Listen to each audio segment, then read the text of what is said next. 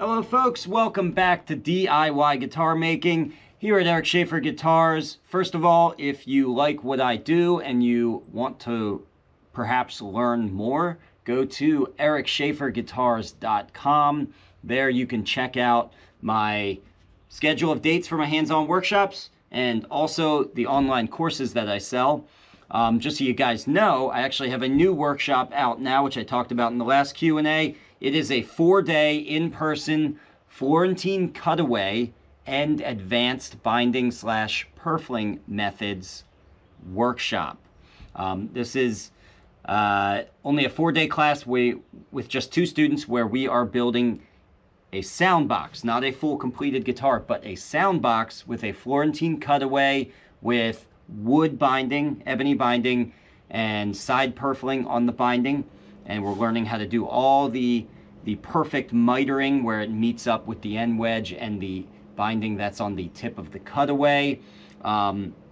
We are doing mother of pearl purfling around the top, or abalone, depending on what I have at the time. There's a truck passing by. Anyway, it's a 4-day class. More details are at ericschaeferguitars.com, so you can check that out. I have a schedule of dates out right now that basically fills up August. I think there's only 3 spots between all those classes that are still available, so grab them now, because once they're gone, then they're gone. I think I have a couple dates way out in spring as well, if you want to look that far ahead. Okay, the only other thing I have to talk to you guys about before we really get into your questions is the fact that I still have a whole bunch of Wenge here. These are just some of the bridge blanks that I'm selling.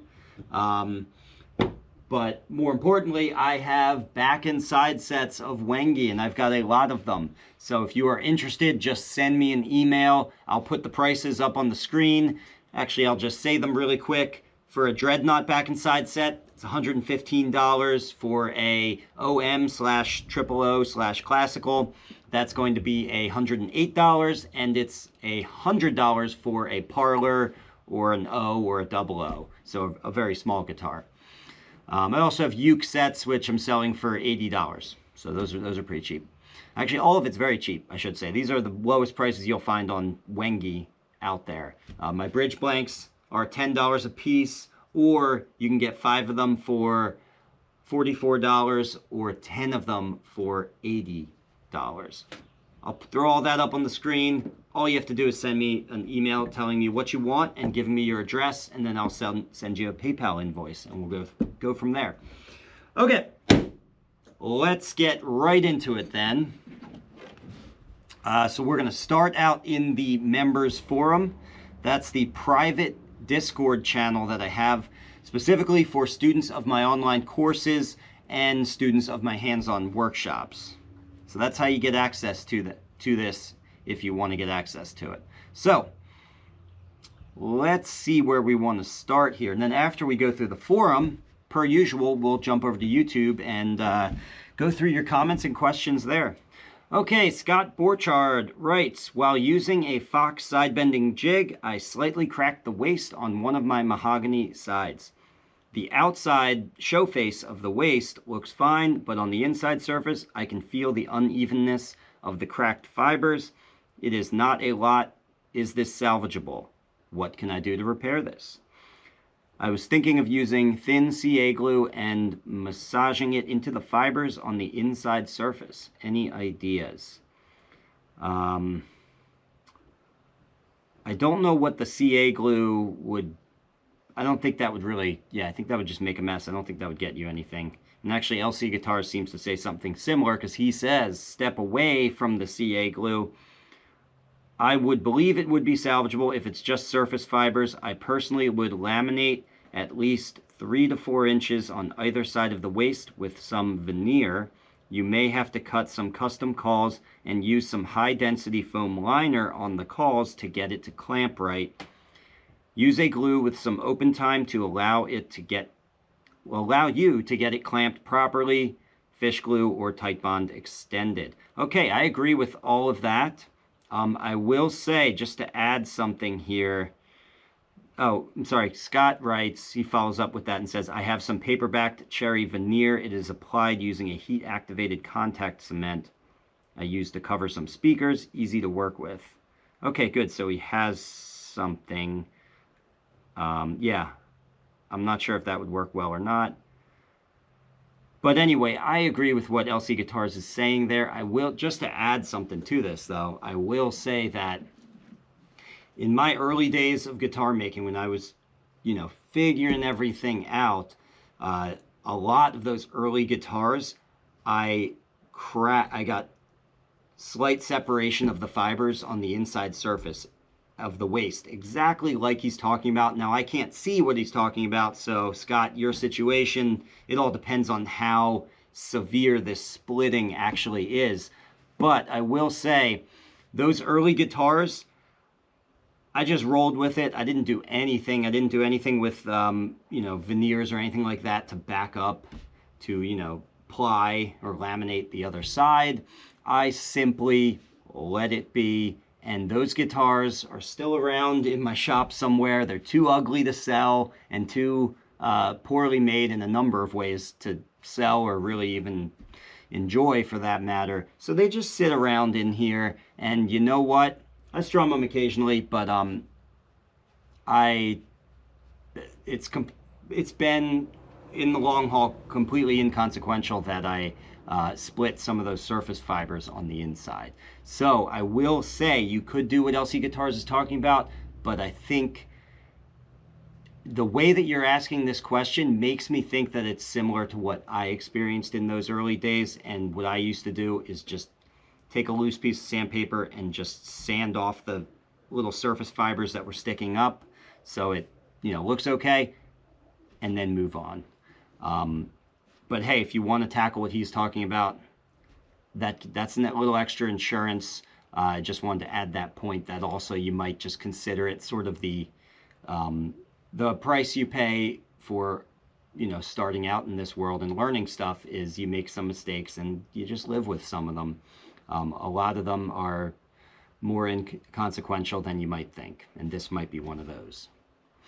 Okay, let's see what else we got in the members forum here. Thank you, Scott. All right, Brian Bullard. Right, Brian Bullard, by the way, took my workshop, I believe, last year or the year before. I have two very young kids right now, so time just, it makes no sense anymore. I think it was last year. Brian was in my class.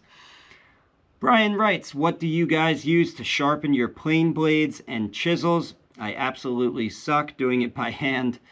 Struggled with the correct angle and actually make the blades worse. All suggestions welcomed. Well, I use the Worksharp 3000, which here I'll show you guys. It's a simple little workstation for sharpening chisels and plane blades. And for me, honestly, it works really great. It's great for just getting in and out, right? I don't have to pull out stones and oil and water or anything like that. This is a dry method. So I'm just using dry sandpaper, which of course means you run the risk of overheating and losing the temper on your blades. But honestly, I've never once done that because I just follow the simple rule of keeping it on there for about 2 seconds, then pulling it off, then bringing it back in for another 2 seconds. So you just are kind of engaging with the spinning wheel and then pulling it back to let the metal cool down a little bit, and then you can re-engage again. So once you get that sort of rhythm into your head and into your hands, it's actually a very wonderful and simple, I think, way of sharpening your tools. So that's what I do. I could get into more, hand methods, but honestly, it sounds like you're sick of hand methods. And they do just take, particularly with the bevel side, it's easy to sharpen the flat side of the blade, but when you're doing the bevel, it does require a little bit of experience with it to be able to sort of feel the angle and to hold the angle and not inadvertently be swiping. I find that most people, especially in the beginning, they almost can't help but flick back the chisel or whatever they're trying to shape or sharpen. I see this all the time in my classes, simply when people are sharpening their glue sticks for cleaning up the glue squeeze out. They end up rounding over the bevel rather than actually pulling back and having a nice firm stroke that has a firm start and a firm stop to it. Okay, I think that's the best advice I can give you for hand sharpening if you insist on continuing to do that, which is a great way to do it, don't get me wrong. I don't want to say that everyone should, you know, go to the piece of equipment like the WorkSharp 3000. There's lots of guys, professionals even, who still just swear by stones. Okay, so that's great if that's your thing. But anyway, with the limited information that you gave me there, Brian, I think that's what I'm going to say about it. Okay, and hopefully some other people interject here as well and give their opinions on what they use. I will say though, Brian, I would recommend making this its own thread in the forum. You put this in the general chit chat section, which means it's just going to get trampled over by everyone else talking about other things. General chit chat is, think of it as like, I mean, it's more like social media in the sense that everything you put up there is ephemeral. Like, think of it as something interesting that you want people to see, but then somebody else is just going to throw something right over top of it, and you'll get buried in the chat. But if you go up to, you know, the forums, you could probably fit that into the acoustic steel string guitar forum there, and then you'd have an ongoing thread where people would continue to you know, give their 2 cents. All right, let's find another question. Oh, one more thing about the WorkSharp. One thing I'll do, because I'm just starting to get a little bit into affiliate marketing type stuff here where I talk about tools a lot, and so I'm going to start giving you guys links to the tools. I'll put a link for the WorkSharp in the description. I'm going to start contacting some of these companies and setting up affiliate relationships, but I'm just going to put, a lot of times I'm just going to put the link in there anyway. So just know that sometimes I will get a commission from those links, but sometimes I won't. I'm going to put them up either way, whether or not I establish a relationship with the company. I don't have a relationship with WorkSharp, but I'm going to put that link up for you guys. But maybe I will have one in the future. Okay, here's a good follow-up from Larry Kuhn on a thread that Brad Rem started about LMI closing and him having difficulty finding either pre-bent sides. I think that's initially what he wanted, but the thread kind of diverged into people just giving tips on how to build a bender yourself or whether or not to use a hot pipe and hand bend. Anyway, it was a great thread, and this is a great part of it here that Larry Kuhn added.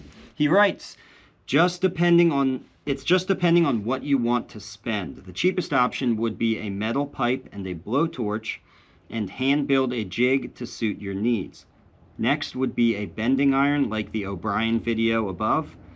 There's a video in here from Robert O'Brien Guitars on bending by hand. That's what he's referencing.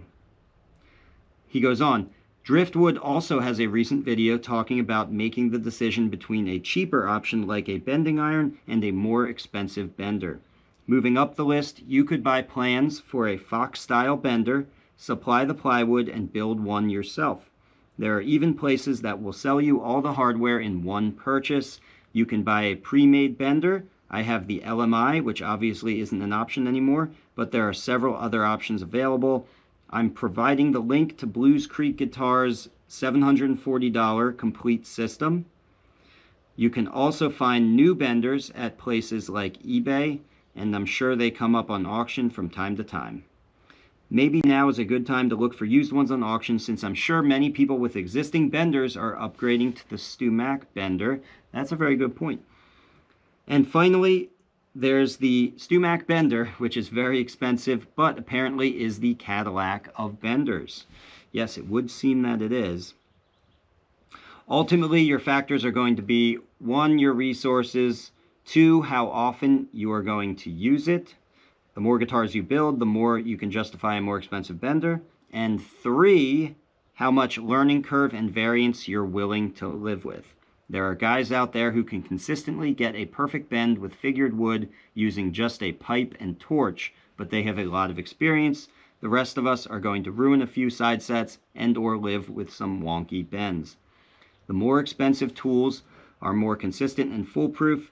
I guess you need to factor the cost, time, and frustration of ruined side sets into your calculus. Okay, and there he's got the link for that Blues Creek Guitars side bending machine there.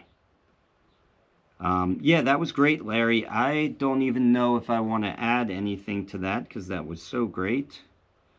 Okay, and then Rick Malloy adds to this. He writes, I have the LMI bender, and I did just get the StewMac one as well for a second machine, as ridiculously expensive as they are.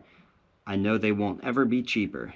I think the Blues Creek one is very similar to the ones Eric has. I've also used the ones Charles Fox has in his workshop. I actually don't like the overarm style of the LMI and StewMac benders. They aren't as stable, and the Blues Creek ones are better in this regard. Charles has a panel and a flap on his bender that let you remove the sides almost as easily as with the overarm style. I'm sure I will modify the StewMac one for that at some point. The digital controller is nice, but I really don't think you need it, he says. Well, the digital controller, I will say, and this I think would depend a little bit on the way your electric is set up in your shop, honestly. But I know at least for me, and I would think for a lot of people, it is pretty necessary, because if you just plug in your blanket direct, it's going to continue to feed energy into that blanket, and it just getting hotter and hotter and hotter with no real limit. And it can actually, it will go all the way up to the point until it literally burns out the heating element in the blanket. So, which you can plug it in, sort of run that risk, bend, get it up to temperature and bend real fast, and then unplug that thing so you don't do any damage. But I would think, I'm going to say that the digital controller is pretty necessary. But again, it might depend on your electrical setup. Okay. Other than that, that was great. Yeah, that's interesting to hear about the overarm thing, because I built all my side benders, and they're very, very stable because the veneer press that's on top that presses down the shoe, that connects on both sides. So I can imagine what he's talking about on the StewMac one and the old LMI one. And a lot of those designs, they designed it for easy in and out, right? So you can get your piece in, bend it, and then when it's done, you can pull it out quickly and easily. It's not hard to pull them out of here, but it's a little bit slower, I guess, than having that over the arm method. But I think you do get all that stability by having it this way. So that's interesting to hear. Thank you, Rick. Okay, and Patrick writes, this is a follow-up on, he had a board of tiger myrtle that he was considering using as a fretboard. Now, tiger myrtle is very, very soft. I've actually considered using it as a fretboard at one point myself and decided not to. But he's kind of trying it out, and he's running some experiments on a scrap piece first, which is always a great idea. And so that's sort of the context of where we're starting here. So Patrick writes, FYI, I tried CA glue to stabilize a test piece of tiger myrtle. It did not soak in enough. Oh, by the way, what he means by stabilize is, what he's testing is how the frets will grip to it. Okay, it's a very soft wood, so he's trying to essentially harden the wood a little bit so that when you cut your fret slots and you hammer the tang of the fret in, those barbs on the tang will have something substantial to grab onto. Tried CA glue to stabilize a test piece of tiger myrtle. It did not soak in enough. I also tried Minwax wood hardener. It didn't soak in enough either. My next attempt is to use a vacuum chamber and cactus juice. I have never heard of this, by the way. And then he writes, cactus juice is the stuff wood turners use to stabilize wood. That is very interesting. So is this literally like, you know, fresh squeezed cactus juice? Or is that just a brand name kind of thing? That's kind of cool. Either way, that's interesting. All right, so just wanted to share that with you guys. I obviously don't have anything to say about that because I don't know anything about it. So he will keep us posted. It sounds like the CA glue didn't work to harden the material. Okay, and I think that's all I'm going to do for the private members forum. And we will jump over to YouTube now. The wonderful land of YouTube. Let's see what we got here. So, first question I have comes from Cheshire Grin Guitars. And he writes, I love the look of Wenge, but have not had any luck bending it. I haven't tried doing sides with it, but did attempt using Wenge for binding and gave up after several unsuccessful bend attempts, both over a form and attempting freehand on a bending iron. I gave up after a few attempts and switched to mahogany for that particular build. Purple Heart and Bloodwood also have given me trouble with bending, but I did manage successful sides with Bloodwood. Honestly, it may have just been my technique, so do you have any bending tips specific to Wenge and similar brittle, splintery woods? So yeah, you know, that is the thing about Wenge, is that it's not the easiest thing to bend, precisely for that same reason which we like it, which is that sort of brittle nature, which is actually great for tone. Brittleness corresponds directly to the things we want to get something to resonate well.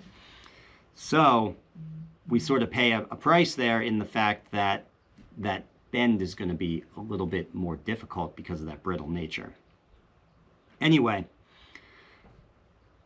I should mention also, by the way, that Wenge sides, back-end sides, is what we're using for the Florentine cutaway workshop that I mentioned in the beginning. So, you know, you asked the question. One way to answer that is you could take my workshop where we're actually learning to bend specifically Wenge and focusing on machine bending. I think maybe we'll do a little bit of hot pipe bending just specifically on the cutaway portion. But I don't know yet because I haven't fleshed out exactly all of the details of how the course is going to look. But you can sign up for that.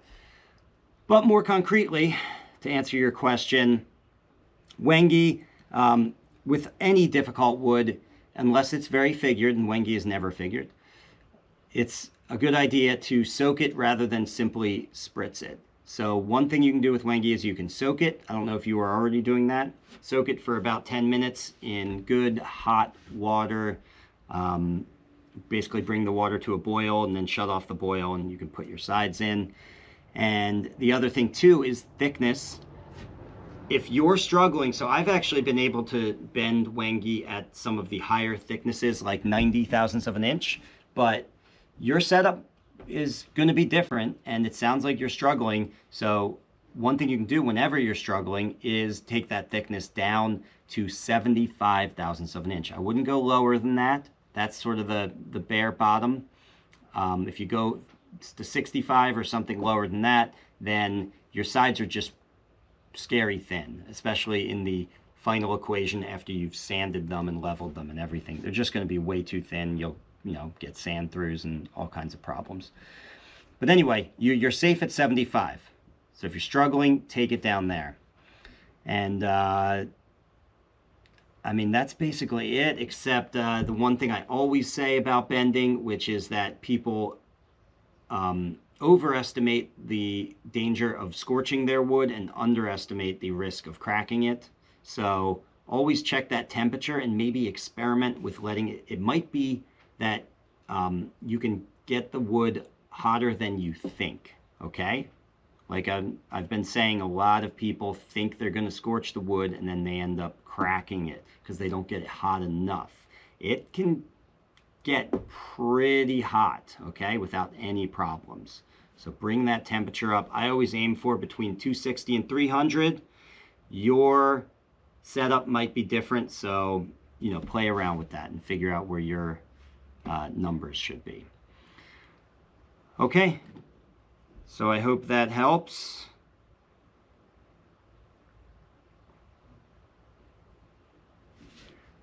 All right, MPD DIY guy writes, do you have videos of the rough milling early steps? It seems the parts you are leaving out are some of the most difficult and certainly most important parts. So this is on one of my full build videos. And he goes on, you know, it's a good comment. He goes on quite a bit, so I'm not going to read the whole thing. But yeah, to answer your question, I do. I have about 25 hours of video content going through every step from the very, very, very early stages straight through finishing. But it's about 25 hours of detailed video content. So it's not something I'm going to give you for free. You can go to my website and you can purchase my online course, and that's how you actually see the whole thing and get to learn, I mean, all of the nitty-gritty details. So, not to just shamelessly plug my course, but I'm not going to make a 25-hour video and give that away for free. I mean, nobody really is. So that's how I will answer that question. Yeah, the videos that I put out for free on YouTube, a lot of them go very deep as well, but you're not going to get that full comprehensive start to finish kind of thing. It's going to be a bit more of a vlog style video where I'm showing you the interesting parts and teaching you a lot of tips and tricks along the way. But for a fully fleshed out structured course, which is what you're talking about, money. That's how that works. Okay, so EricSchaeferGuitars.com.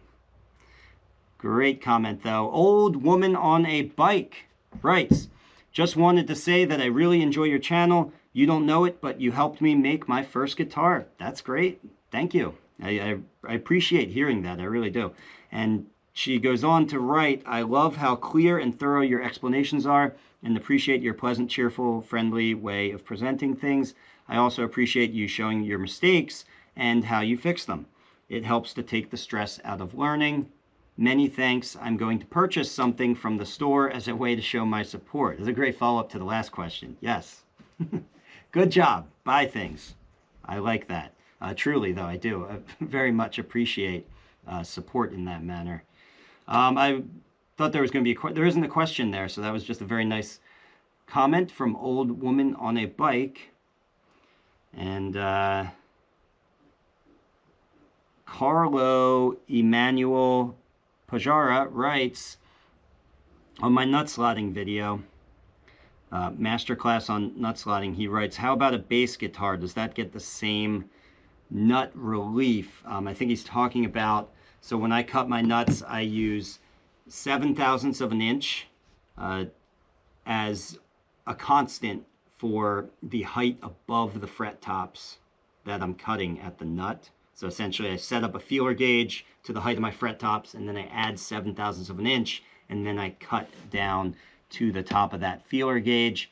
And for a bass guitar, I've never built a bass guitar, so the real answer is I don't know, but I'm fairly certain that the answer is no, it's not going to be that.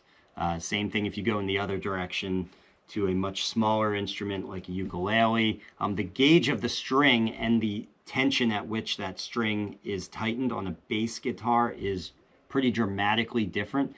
So I would suspect, again, I haven't done this, but I would suspect on the bass guitar, you're going to have a higher, you're going to want to cut your nut slots so they're higher off of the fret wire to allow for that loose, that gigantic loose string to have an elliptical pattern that is quite a bit larger than a regular guitar, you know, guitar string, 12 to 12 thousandths of an inch to 56 thousandths of an inch, say, for like a light gauge set. That's a set of steel string guitar strings.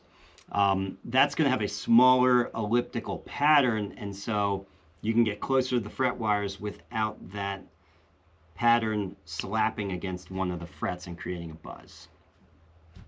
Anyway, that's just the way I'm thinking of it as you present the question here. Hopefully someone who builds bass guitars can give us something more concrete.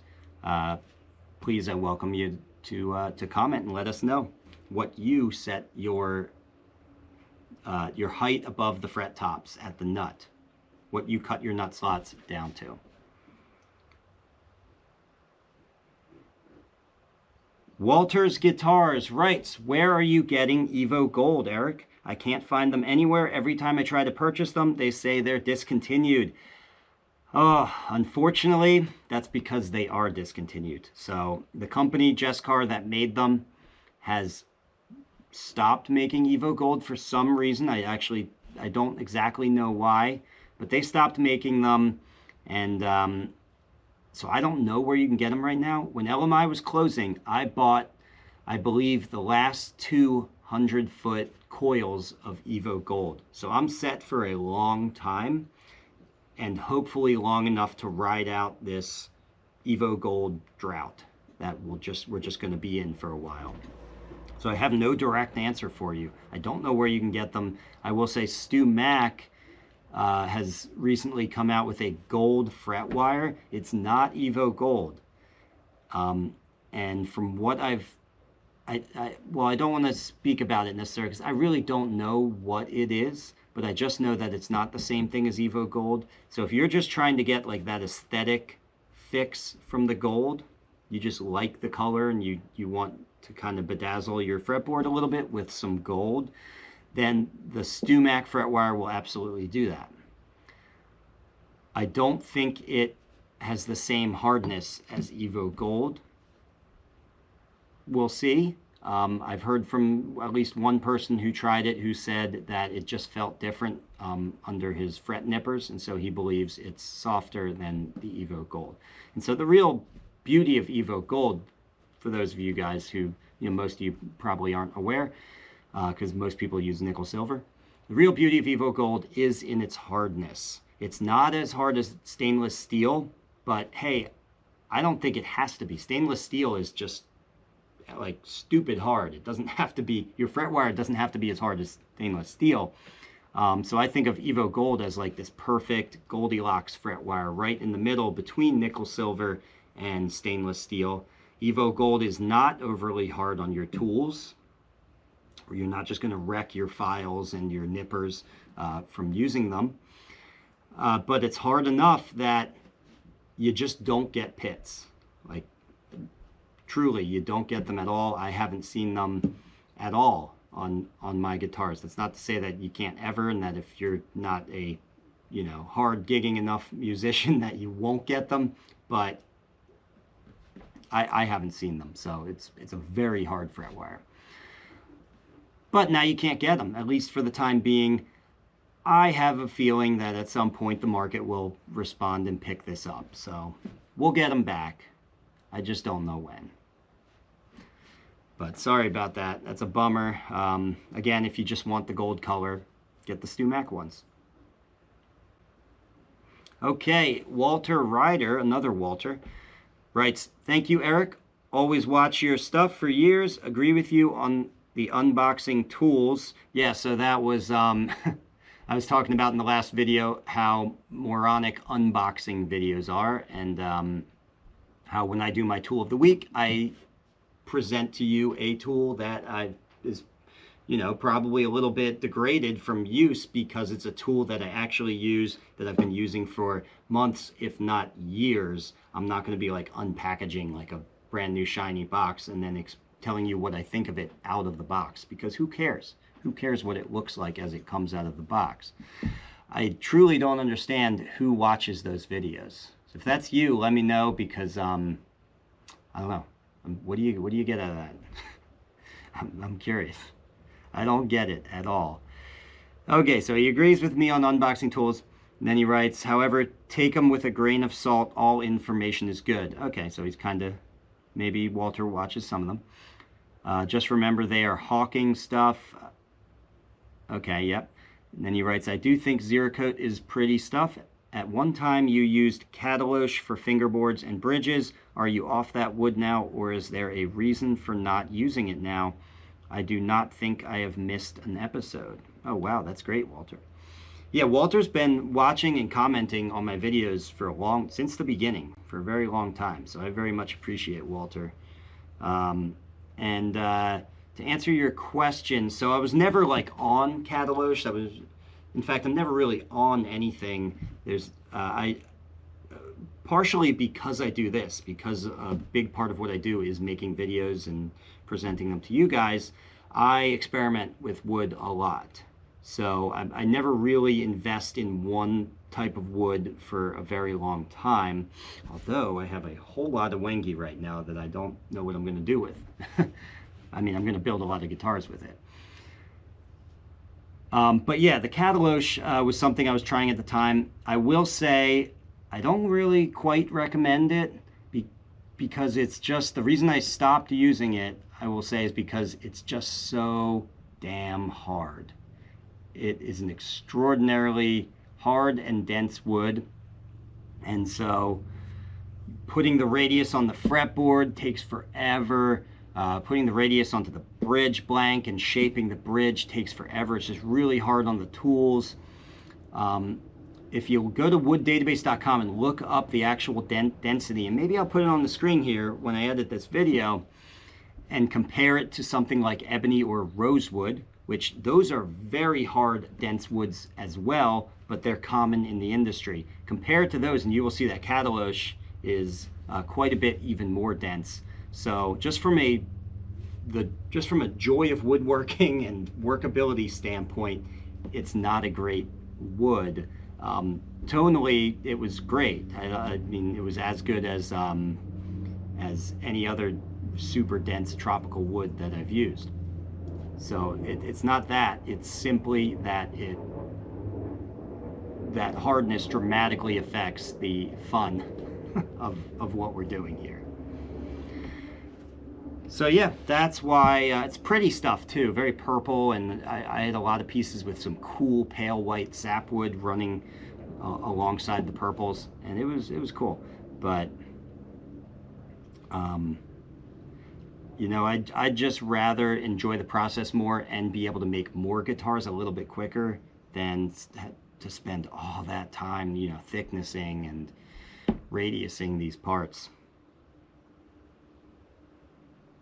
Andrew Darnley writes, I really can't stand unboxing videos anyway. There we go. Good. Yeah, those videos suck.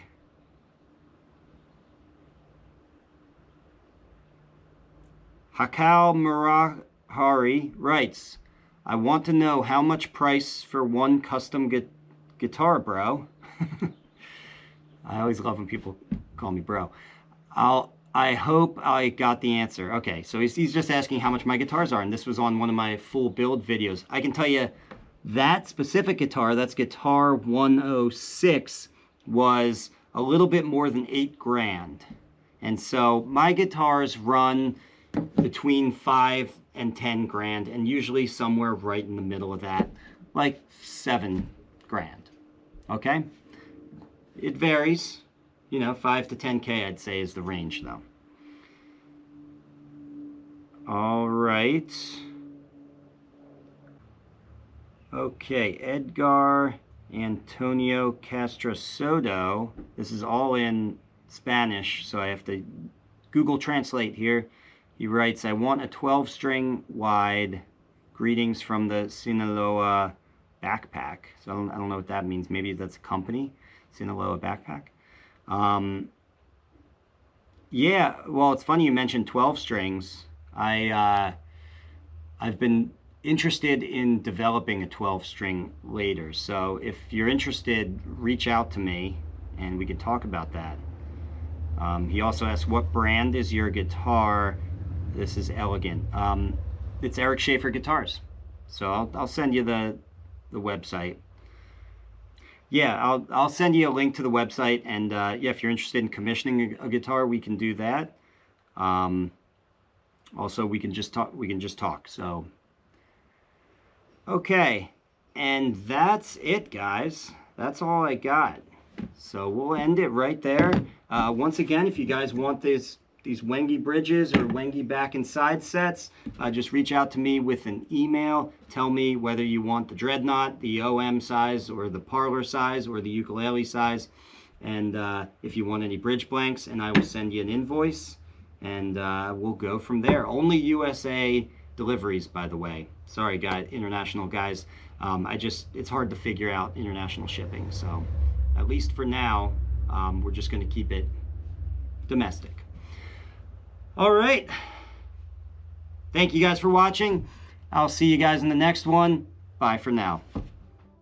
If you learned something here, please give this video a like and subscribe so you can be notified when I release a new DIY guitar making video. And if you want to really learn more, take one of my structured online courses at ericschaferguitars.com or register for a hands-on guitar building workshop here with me in Burnville, Pennsylvania.